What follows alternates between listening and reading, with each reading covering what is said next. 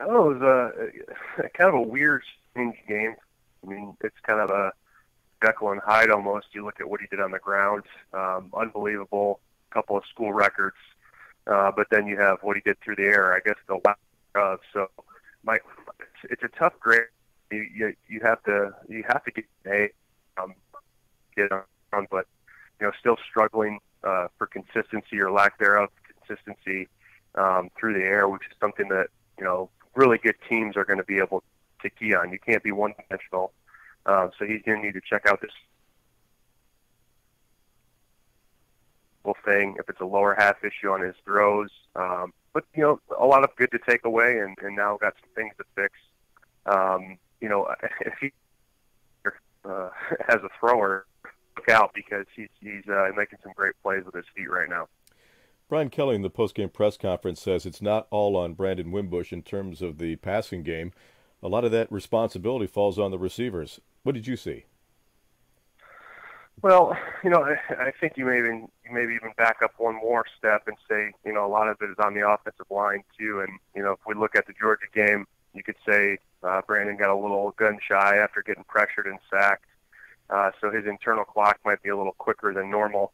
But I'm really surprised right now. What we saw in the spring, during spring practice, and during the fall was a much different group of receivers.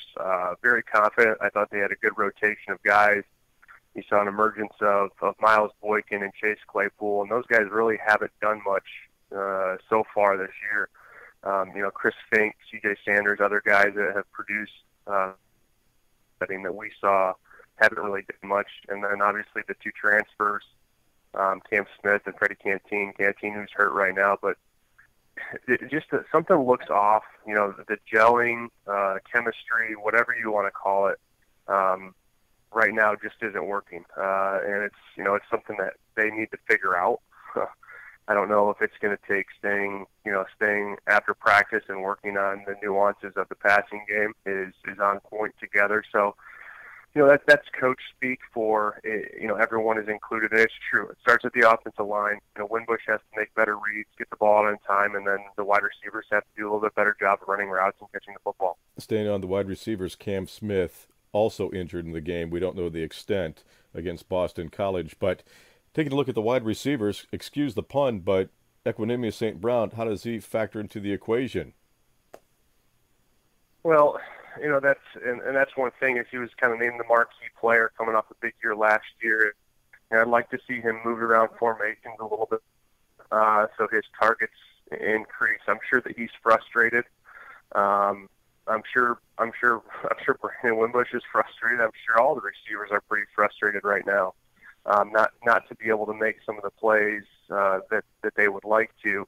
And sometimes when it rains, it pours a little bit, and they've got to right the ship. They've got to, get some of the momentum back. But I'd like to see a player like St. Brown, not necessarily typeset into being the receiver to the wide side of the field, get him in the slot a little bit, even bring him back to the short side of the field, maybe as a possession guy, and just work through some different rotations. Or, if they really want to kind of bolster or experiment with a few things, maybe see some emptier four wide sets to spread things out and clear up some of the reach for Brandon in the passing game. Evan Sharpley on Monday Morning Quarterback talking about Brandon Wimbush's performance against Boston College. And it doesn't get any easier. Michigan State Spartans, you're the native of Michigan, and this is one of the most physical games that the Irish will face all year. And it's not a time to experiment going to that game, is it, Evan? Yeah, and I'm not sure how this one is going to shake out either. Michigan State coming off a bye, and I think their off-season issues, especially off the field, losing quite a few players, and then a few guys academically as well.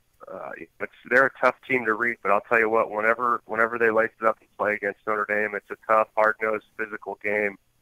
I think Notre Dame's going to have to go back to the drawing board a little bit. I don't know if it's going to necessarily mean experimenting with things, but they have to find an identity through the passing game. And really, I think as an entire offense, the Boston, like I said, the Boston College game, even though it was a blowout, was really a strange blowout. I mean, we were talking, first quarter, second quarter, it was a close game. and the offense at times their wheels were spinning. They were able to hit on some big explosive plays, but without those, it could have been a much closer game. So I'm interested to see what Michigan State rolls out. Coming off a bye, they should be prepared. And like I said, usually yards are tough sledding. So if they're able to stop the run, this passing game is going to be a key element on whether or not Notre Dame is going to win here 2 in a row. And Evan, we always ask you for a Keto Irish victory, but what does your football acumen tell you? What should fans expect this Saturday in East Lansing? A physical matchup. You're going to want to look at the line of scrimmage, especially in the first few drives, and see how Notre Dame's offensive line, which has been, really the entire offense has been fairly inconsistent, and see how they're able to manage pressures at the line of scrimmage, make sure that they're opening up holes early and then protecting Wimbush when there is a pass. And on the opposite side, don't make Brian Lewerke, the quarterback for Michigan State, look like a hero or look like an All-American, which at times the Notre Dame defense has had a tendency to do with first-year starting quarterbacks. So it's going to be about disrupting the line of scrimmage. So keep an eye on, especially early in the game, what that battle at the line of scrimmage looks like. And finally, Evan, what advice would you give Brandon Wimbush as a former quarterback? I mean, keep grinding it out. Look at the positives of what he did.